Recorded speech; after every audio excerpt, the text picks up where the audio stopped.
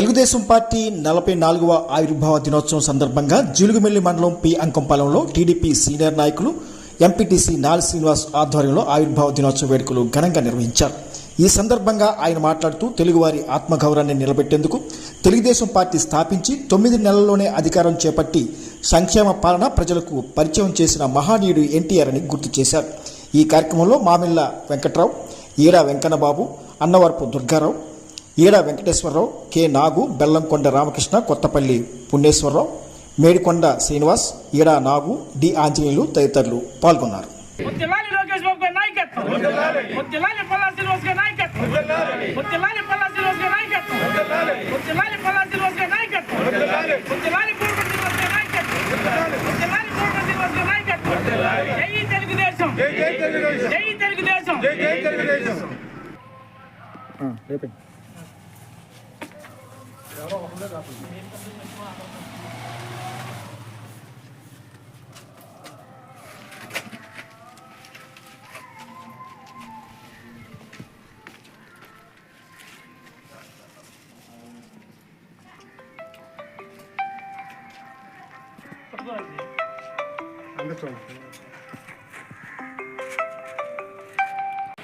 ఈరోజు తెలుగుదేశం పార్టీ ఆవిర్భావ దినోత్సవం సందర్భంగా 44 సంవత్సరాలు పూర్తి చేసుకుని 45వ సంవత్సరంలో అడుగుపెడుతున్న సందర్భంగా ఎన్టీ రామారావు గారు ఆ రోజు ఏదైతే 1982 మార్చి 29వ తారీఖున తెలుగు ప్రజల కోసం, తెలుగు ప్రజలందరూ కూడా నలిగిపోతున్న తరుణంలో మద్రాస్ శాసించే టైంలో తెలుగు వాళ్ళకి ఒక ప్రత్యేకమైన ఉండాలి, తెలుగు వాళ్ళు అంటేనే ఒక ప్రత్యేకంగా చూపించాలనే ఉద్దేశంతో తెలుగుదేశం పార్టీ పుట్టడం జరిగింది.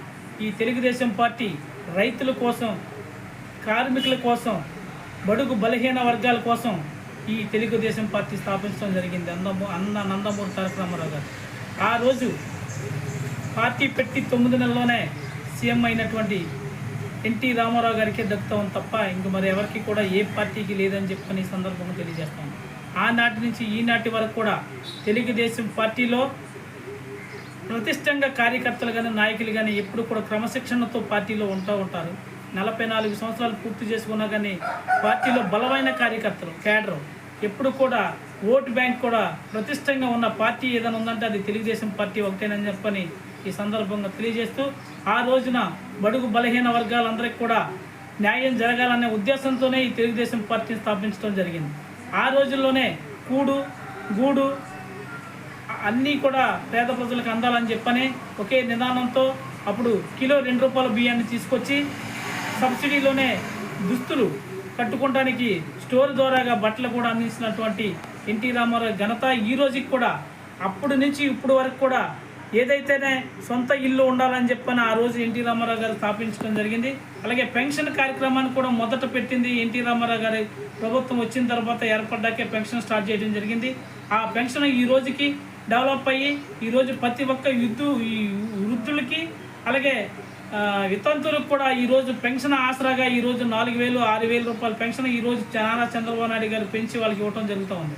ఆ రోజు నుంచి ఈ రోజుకి కూడా ప్రతి ఒక్క కార్యక్రమం ఏదైతే పేద ప్రజల కోసం ఏది చేస్తే బాగుంటుందని చెప్పని తెలుగుదేశం పార్టీ ప్రతినిత్యం ఆలోచించుకుంటూ పేద ప్రజల కోసం ఏదైతే ఉపయోగపడుతుంది అనుకుంటూ ఆ కార్యక్రమాన్ని, ఆ పథకాలను తీసుకొచ్చి ఈరోజు పేద ప్రజలు, బడుగు బలహీన వర్గాలకి అందరికీ కూడా ఈరోజు అండగా ఉండే పార్టీ ఏదైనా ఉందంటే అది తెలుగుదేశం పార్టీ అని చెప్పని సందర్భంగా తెలియజేస్తూ, రైతుల కోసం పెట్టినటువంటి పార్టీ తెలుగుదేశం పార్టీ, కార్మికుల కోసం పెట్టినటువంటి పార్టీ తెలుగుదేశం పార్టీ, ఈరోజు బడుగు బలహీన వర్గాలకి అందరికీ కూడా అండగా ఉండే పార్టీ తెలుగుదేశం పార్టీ.